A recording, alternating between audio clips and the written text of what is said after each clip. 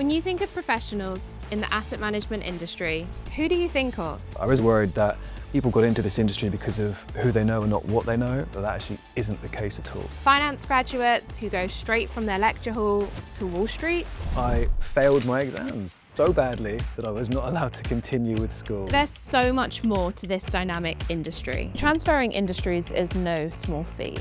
I think my biggest worry was that I wasn't going to fit inside this kind of financial industry. Did you have any stereotypes or misconceptions? So it's not just roles that manage assets, it's also operations, it's tech, it's compliance, it's legal, it's sales and marketing. There are so many different parts to this business, as well as paths to get in. And I don't think a lot of people from the outside actually understand to interact with people and build meaningful relationships is something that's quite special. This really is a client-focused business.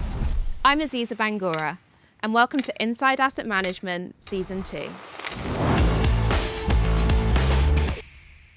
Today we're talking to Fionn, who failed his school exams, worked his way up to a Michelin-star restaurant, and then turned his diverse skill set as a chef to the world of asset management, proving that not knowing your future path right out of school is totally okay. Welcome, Fionn. Hey Aziza, how you doing? Yeah, good, thank you. Good to be here. Yeah, lovely to be here. I have to ask, starting with your role as a chef, what is your go-to food to cook? Everyone asks me this, but I used to love making something like a beef Wellington. Oh, nice. I mean, after this, you're definitely going to cook me one. I bring it to the office. Thanks. So, Fionn, you started off in the culinary world and then made the transition into the finance world. I guess, did you have any stereotypes or misconceptions or even worries before you joined asset management? Absolutely. I think my biggest worry was that I wasn't going to fit inside this kind of financial industry. We all have this idea about what a kind of finance bro is going to be. And I was really worried that, I was going to get here and realize, I can't work with these people. I was also really worried that, people got into this industry because of who they know and not what they know. But I was so pleasantly surprised to find out that that actually isn't the case at all. And if you work really hard, you can absolutely get into this industry. So I think a lot of people hear the exact same thing. How did that make you feel? There's a lot of very, very smart people who work in this industry, and I've still very much felt like I was the idiot who failed school and was concerned that I'd walk into the office and people would think, why is this guy here with us? And I was so pleasantly surprised how that was just not true at all. I mean, I think everyone gets some imposter syndrome, but you certainly don't feel like you're an outsider in this place. No, it's so true. And I mean, it's crazy when no matter the level of seniority or how many years experience people have, that idea of imposter syndrome is, I think, something that a lot of people carry with them. I'd love to hear about your journey to get into asset management, but actually, why don't we start off by talking about your current role? So what is it that you do? Sure. So I work in the ETF middle office, which supports our ETF business. And for those who might not know, an ETF stands for an exchange traded fund. Exactly.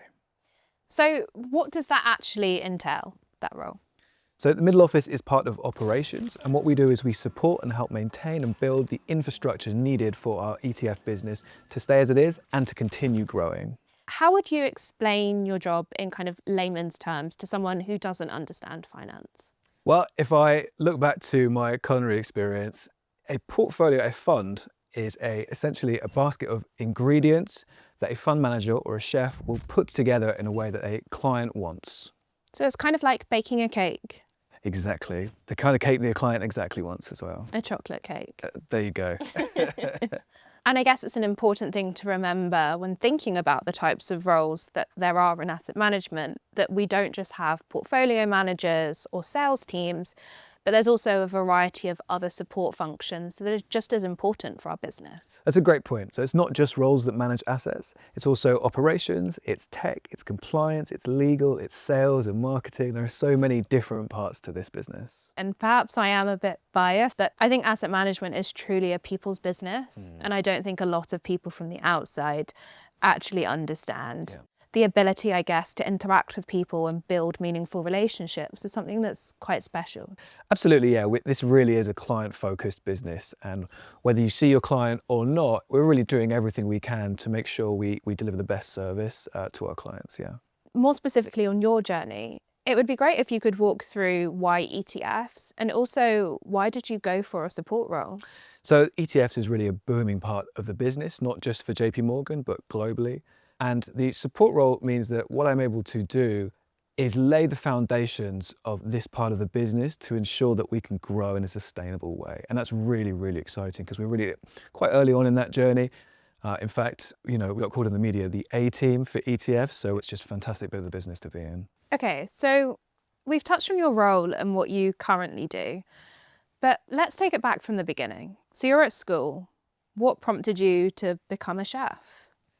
Well, unfortunately, when I was 17, I failed my exams. And I failed so badly that I was not allowed to continue with school. And that was really crushing as a 17-year-old. It felt like my entire world was over. And I realized that what can I possibly do with no education, no qualifications at 17? My parents are massive foodies. They're both really good cooks. And I really enjoyed cooking because of my parents. So it kind of felt like a natural progression into that. Yeah, and I guess it doesn't make a difference whether you're leaving school or leaving university. I mean, I graduated and I was 21 and still didn't have a concept of what it is that I wanted to do. So it's kind of okay to not know your purpose immediately. Absolutely. And I think as you go on in life, you kind of refine it. You work out what things you like, what things you don't like. And I figured I'd give being a chef a go. So I joined a restaurant. I started off as a kitchen porter, which is just the person washing all the dishes, which is really, really horrible. And then I worked my way up while working in this restaurant to commis chef and then chef de partie. And then I moved to some different restaurants. And I am a bit partial to watching some of the cooking shows that we've all seen on TV. Is it really like that in the kitchen? The truth is, it can be very, very stressful. And there have been absolutely horrible shifts where I've seen people storm out and I've broken down in tears because you are so overwhelmed.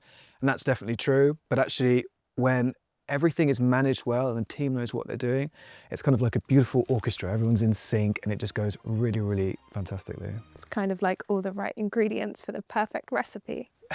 Absolutely, yeah. But it's quite a lot of responsibility, I guess, for somebody who was so young in their career. What soft skills or transferable skills were you developing that you then took into the world of asset management? So being a chef is not really about cooking. It is about time management and organization. You also have to be able to stay cool under pressure. And all of those transferable skills I could take into any industry because they are really relevant to absolutely everything. And I think it's an important reminder that it's the skills that you can bring to the table that matter rather than necessarily the background that you have. That's absolutely right. And obviously I learned mine in a restaurant, but the thing is people often learn soft skills without even noticing it. Right. And in the asset management industry, it's not necessarily that you're going to come in and be a financial wizard or know everything there is to know, but it's more asking yourself, am I good at researching or market trends or working with other people? And that's the most important thing when you're thinking about a career in asset management. So you spoke earlier about why food, but I want to know why finance. I mean, you're in the kitchen, you're having a bit of an intense time. What made you think, okay, I want to go into asset management? I loved being a chef, but for me, I wanted something that was more intellectually challenging. That's not to say being a chef isn't. You still have to design menus and think about how it's going to look, and it's very creative, but it's not intellectually stimulating in the same way asset management is, right? They're two very, very different beasts. They both require an awful lot of skill, but in quite a different way. And so from the outside looking in, you felt that an asset management career was one that would be intellectually stimulating. Absolutely. So I always really enjoyed maths and economics. I'm a bit of a nerd and I really loved that at school. Obviously, when I failed my exams, I thought that financial pursuit was no longer possible. And then I think as I got a little bit older as a chef and more confident in myself, I realized that actually I was perfectly capable of putting in the work it takes to get into a place like this. And I'm so happy that I did because, I was able to achieve that dream. So transferring industries is no small feat. What did you do to prepare and help yourself make that jump from being a chef to wanting a career in asset management? So from failing school felt like the end of my world. But what I learned from failing all those exams and having to leave school was just how resilient I am, because I had to pick myself back up, start a new career. And then while I was a chef, I realized how determined I was. And then once I decided that I would actually leave being a chef, there's just steps you need to take. So I knew, okay, I want to go into asset management, I want to work at JP Morgan. And so I decided to go back to do my high school at the college that rejected me initially. I went to university, and then I finally got an internship at JP Morgan Asset Management. So you went to university, graduated, and then joined the financial world. And I guess you were probably a few years older than your cohort. Thanks for bringing that up. Yeah. Sorry. But how did that make you feel at the time, or did it not bother you? I mean, going back to school, to do high school, I was already 5 or 6 years older than everyone, and they're all 16. And I was, 22, 23, having worked with people triple my age, right? I felt I was a professional, and that was such a shock. So I was quite used to it by the time I got to my internship at JP Morgan Asset Management. But yeah, initially the high school was so difficult, because it was in a classroom full of kids. And I was like, I'm the adult, this is so weird. I was older than some of my teachers, which was really scary. I'd barely picked up a pen, being a chef, others to write prep lists, cook this today, whatever. So having to learn to write an essay again was very difficult. But actually what I did is I leaned on my friendship group, right? Some of my friends had been to university, some of them had done maths and economics. So I asked them to help me when I was doing my A-levels. I spent evenings with my best mates, doing study sessions, which was kind of crazy. But all of those things really helped me, right? I think, not being afraid to ask for help really helped me an awful lot on that journey. And I guess you found your love through maths and economics and kind of relearning. But it's also important to remember that that's not the only avenue into asset management, right? Absolutely. I mean, JP Morgan has lots of different kinds of internships, which means we take graduates, of course, but we take school leavers. We have a vet program for people who are in the military. We have an athletes program for people who are athletes. There are so many ways to get in. And actually, I think that diversity of people really makes the firm a much more interesting and better place. So now that you've got that insider's POV, now that you're inside asset management, what would you tell your younger self about the industry based on your journey? I would say that there is no one walk of life in this industry. There is such a diverse range of people, as well as diverse range of paths to get in. Everyone is different, which is fantastic, because we have to solve different problems every single day. We have a different selection of clients all the time. And diversity of background, of people, of clients make the industry so interesting. And it doesn't really matter what your background is. I have a strange background, but working here, I feel like I can really just be my honest self. And I guess it's a nice loop to really show that it's not about your background and your experience, but it's about having the drive and ability to want to get yourself through the doors of JP Morgan. Absolutely. I think anyone who is determined and can work hard can get a job here. That's what this whole firm is about. I mean, I couldn't have said it better myself.